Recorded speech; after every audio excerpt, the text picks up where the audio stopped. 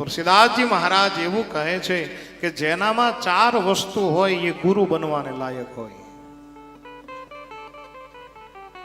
જેનામાં સુરુચિ હોય, જેનામાં સુવાસ હોય, જેનામાં રામ નામનો રસ હોય અને જે અનુરાગી માણસ હોય એ ગુરુ બનવાને લાયક છે. તુલસીદાસજી મહારાજ કહે છે કે હું સદગુરુના ચરણની પૂજા કરું છું. સદગુરુના ચરણની તો પૂજા છે જ, પણ સદગુરુના જમણા પગના નખની પણ પૂજા છે.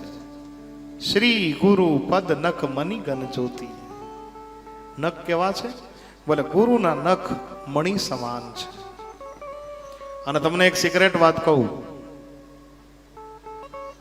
કથાને ધ્યાનથી સાંભળો. હું તમે સવારથી લઈ અને સાંજ સુધી શું કરીએ છીએ? લક્ષ્મીની પાછળ દોડીએ છીએ. આજનો કળિયુગનો માણસ શું કરે? ક્યાંથી મને પૈસા મળે, ક્યાંથી મને પૈસા મળે. તમે જો સવાર દીનો દોડતો હોય, સાંજે લોથપોથ થઈને સૂઈ જાય, છતાંય આપણને મળે છે. અમુકની ઉપર કૃપા હોય ગુરુની, એને મળે. નહીતર જેટલો આપણો ભાવ હોય, જેટલી આપણી મનસા હોય એટલી ન મળે. લક્ષ્મી મેળવવાનું, લક્ષ્મીનું સરનામું ક્યાં? લક્ષ્મી ક્યાં રહી છે? કોઈને જાણવું છે? હે? જાણવું હોય તો કયો, તો કહો. લક્ષ્મીનો નિવાસ ક્યાં છે? કહી દઉં જો તરત જ. આ બાપુ ઈ જલ્દી કયો. હે બાપુ, જલ્દી બતાવી દો, જલ્દી બતાવો. કે લક્ષ્મી ક્યાં રહી છે? મારો તુલસીજી મહારાજ એવું કહે છે કે લક્ષ્મી છે એ તમારા ગુરુના ચરણના જમણો પગ છે. એ જમણા પગના અંગૂઠાના નખના અગ્રભાગ ઉપર લક્ષ્મીનો નિવાસ છે. લક્ષ્મી ક્યારે? આપણા સદગુરુના જમણા પગના અંગૂઠાના નખના અગ્રભાગ ઉપર. અને એટલા માટે આપણે ગુરુના અંગૂઠાની પૂજા કરીએ છીએ. અંગૂઠો બ્રહ્મ છે. અને આ હું નથી કહેતો, તુલસીદાસજી મહારાજ કહે છે શ્રી ગુરુ પદ નખ મનીગન. શ્રી એટલે લક્ષ્મી. ક્યાં રહે છે? બોલે ગુરુપદ નખ મનીગન જ્યોતિ. સદગુરુના પગના નખના અગ્રભાગ ઉપર લક્ષ્મીજીનો નિવાસ છે. અને તુલસીદાસજી મહારાજ તો ત્યાં સુધી કહે છે કે સદગુરુના ચરણને સેવો, ઈ ન થાય તો અંગૂઠાનું પૂજન કરો. અને સદગુરુના પગની અંદર જે રજ લાગી હોય ને એની કિંમત છે.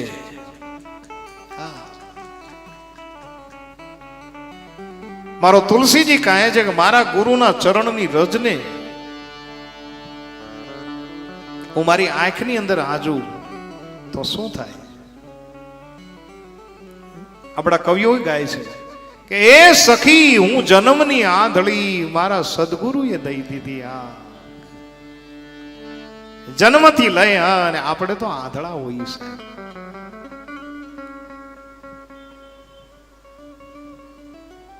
હું ઘણી વાર એવું કહું કે માં છે ને, માં એ તમને પિતાનું સરનામું આપી શકે. માં દીકરાને એમ કહી શકે કે આ તારો પિતા. પણ સદગુરુ છે ને એ તમને દુનિયાનું સરનામું આપી શકે. આ ગુરુ છે. એ સખી હું જન્મની આંધળી મારા સદગુરુએ દીધી. સદગુરુ ચરણના આજણ્યા જા. પછી થઈ ગઈ સગડી જાખ, થઈ ગઈ સગડી જાખ, થઈ ગઈ સગડી. બસ સદગુરુના ચરણની રજનો મહિમા છે. સદગુરુના ચરણની રજને આપણે આંજણ બનાવી. હા, અને જો આંજીએ તો શું થાય?